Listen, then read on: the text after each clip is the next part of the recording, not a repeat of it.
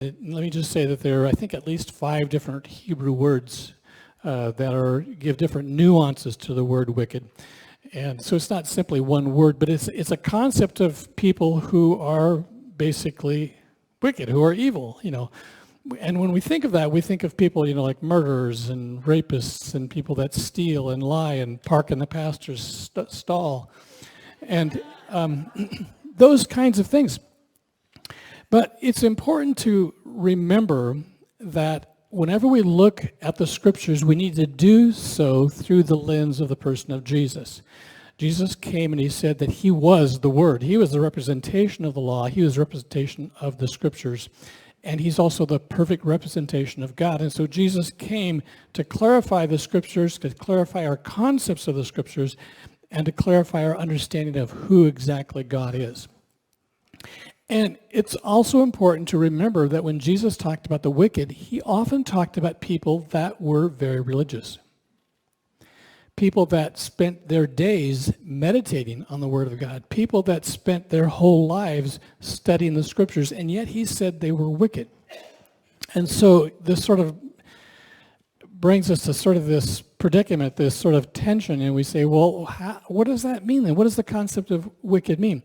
Well, in order to truly understand it, I think that we need to also understand the concept of law, because it says that those who are not wicked are meditating on the law. So what exactly is the law? Well, in Matthew 22, Jesus makes a clarification as to what the law truly is. And he says the law can completely be summed up into 2 things: loving God and loving other people.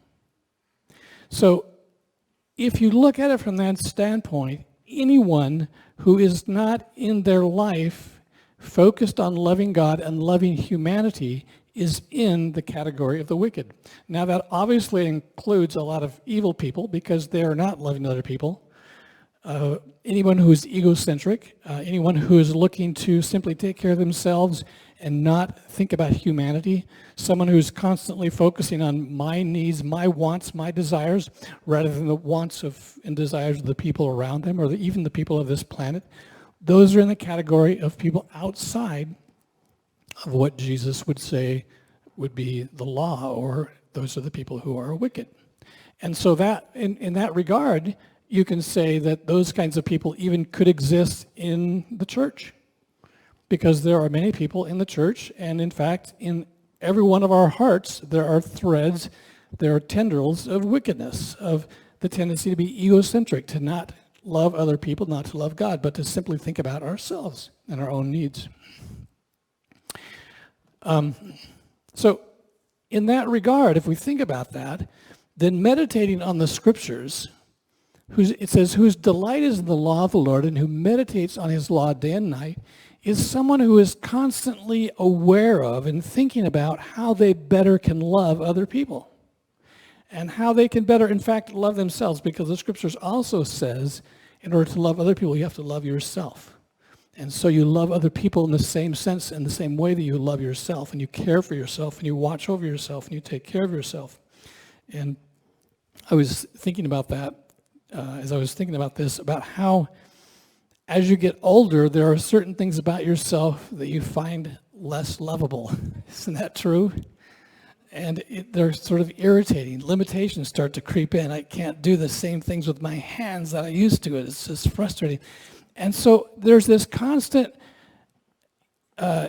progress, this constant process of learning to love yourself anew almost every single day.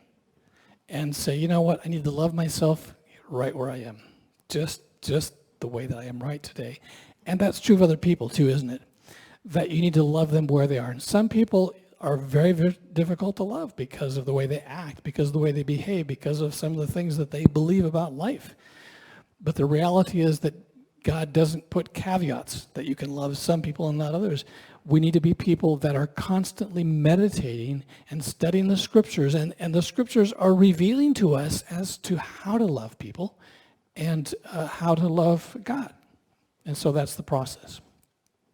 So that could actually be just the sermon in it. We could all just pray and go home. But I kept thinking about this, and I thought about trees. And it said that this person that is a person of love, who is actively and interested in love and in being loved, is like a tree. And I started to think about trees and how unique and how different they are. And one of the things about anyone who creates, or anyone who in any way expresses themselves, there's a part of themselves that is revealed by their creation. So if you look at creation, you learn about God. In fact, the scriptures tell us, don't they? They say the heavens declare the glory of God, and the firmaments show his handiwork. And so when you see someone who is an artisan or a craftsman or a painter or someone who builds stuff or who plays music or creates in any way, any type of creativity, when you observe what they've done, that reveals a little bit of them. And so I was thinking about that and how trees reveal God in so many different ways, but they also teach us something about ourselves because we are his creation. So I want to talk to you about trees.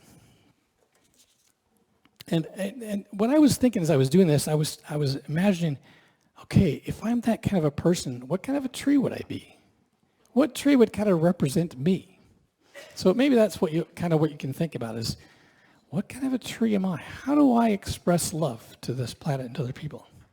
So here's some trees. Obviously, there's lots of different kinds of fruit trees. And a fruit tree is a way that provides nourishment to other people. It provides something that brings life to other people. And it also propagates. So maybe you think of yourself, like a fruit tree. Like maybe an apple tree or maybe a grapefruit tree, a peach tree. On our trip, we bought some incredible peaches. You know those peaches that when you bite them, it just starts running down your face, and they're so sweet? Maybe you're a peach tree. Or something exotic, like a papaya tree. There's something about you that provides nourishment and fruit, but does it in just kind of an exotic, unusual, different way. This actually is a cashew tree. Anybody here like cashew nuts? A cashew tree actually has a lot of different uses besides the nut. There's some medicinal things they use it for. There's some other things. The cashew tree produces a fruit called the cashew apple. And we actually saw some of these, I think in Costa Rica it was. And you see that thing hanging below the cashew apple? That is the cashew nut. Every apple only makes one nut. So now you understand why cashews are so expensive. You don't get a lot of cashews out of one tree. But so maybe you're a cashew tree. This is a bristlecone pine tree, and it may or may not be Methuselah. Methuselah is a bristlecone pine tree, which is the oldest thing on our planet. It is a tree somewhere in the White Hills of California, and they won't tell us exactly where it is because the Forest Service wants to protect it, and they don't want tourists to go up there and take pictures of it or take cuttings off of it. But it's similar to this. Whether this is it or not, we don't know. But Methuselah is they estimate to be about 5,000 years old. That means that Methuselah existed when Abraham walked on the planet. Methuselah was a seedling when Moses came into Egypt and led the people out of that. Methuselah was there when Jesus walked on the planet, when Constantine walked on the planet, when they discovered the printing press, during the Revolution, during the Civil War. Methuselah sat in that same spot through all of the history of all those things. Isn't that incredible? So maybe you're somebody whose love is just slow and long and just covers generations. This is General Sherman. How many of you have seen General Sherman? It's the largest tree on the planet. It is a sequoia tree located in northwestern California. And it is about 52,000 cubic feet of tree. They estimate that it weighs 1,385 tons. It's 275 feet tall, which doesn't make it the tallest tree on the planet, but it is the largest. Just to give you an idea, there's some cottonwoods on my place, which are huge, tall trees. And I'm estimating that they're about 100, maybe a little over 100 feet high. So this tree is 275 feet tall. In fact, the tallest sequoia is 380 feet tall. So almost 100 feet taller than dear old General Sherman. The largest trunk or branch in General Sherman is 7 feet in diameter, and the tree is estimated to be 2,200 years old, so it's only half as old as Methuselah. It's only been here since Jesus. Every year, this tree grows enough new wood to produce a 60-foot tall tree. So that's pretty amazing. So maybe you're a Methuselah of love. You've got love for everybody. You're a Jerry Killip. This is the banyan tree, and the name banyan is derived from banya, which means Indian businessman. And this tree is located in India, and they would, under these huge trees, they would set up their shops because it was cool, and they would set up tents and stuff and sell their wares there. There is one tree in India called the giant banyan tree. This isn't actually a picture of it, but this tree covers 14,500 square meters, which is 3.5 acres, which means it's almost the size of our entire property. It's one tree covers that much. It has lots of trunks, by the way. The branches send down more and more trunks, so it just keeps spreading out now. And you can, in fact, you can see all the little trunks in that tree there. So here's the last tree I want to show you. This is a Macora tree, and it's an interesting hardwood that grows in, I think it's Guinea, West Africa. And anybody here been to Benaroya Hall? Benaroya Hall? Inside of Benaroya Hall, there are panels. All of the panels inside that hall were made from one tree, from one Macona tree. And they actually are obviously very thin, and they're veneer. But they took one tree and they paneled the entire inside of that hall with that one tree. So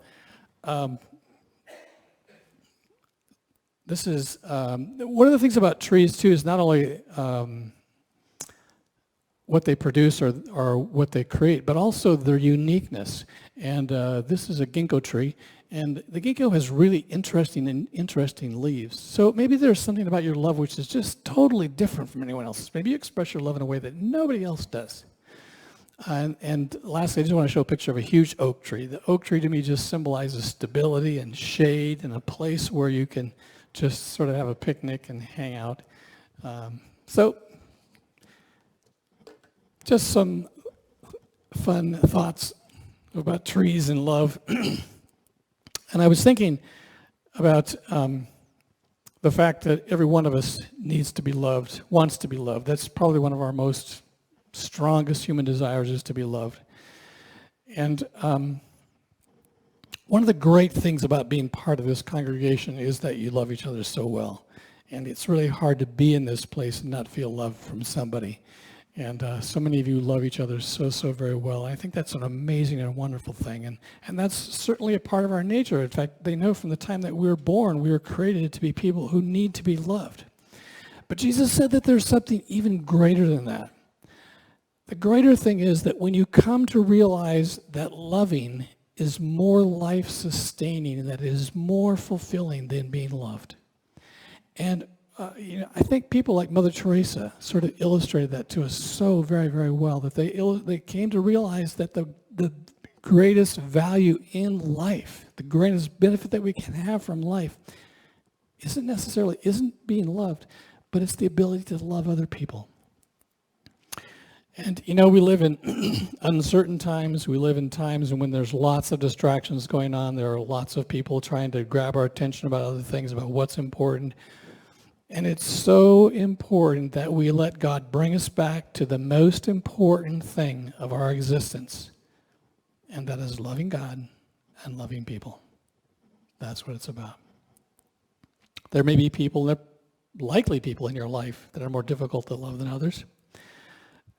God gives us different abilities to love different amounts of people. For some of you, there's just a few people in your life that God has put for you on this planet just to intensely love.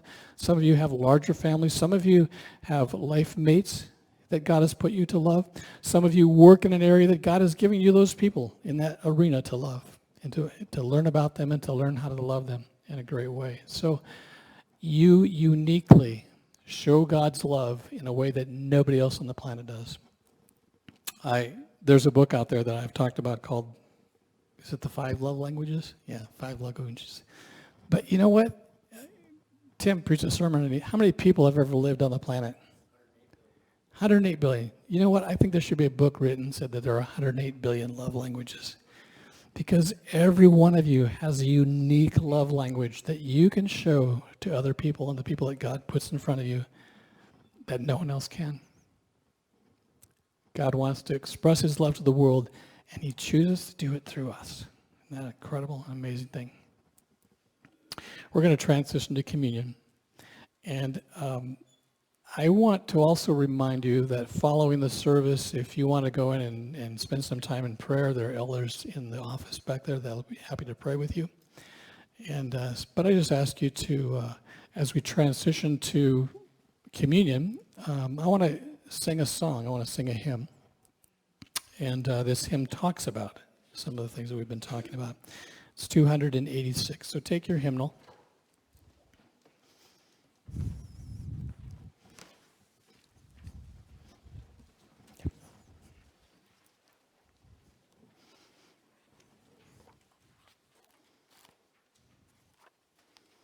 (286). We'll sing all 3 verses, and let's stand, just sort of wake ourselves up.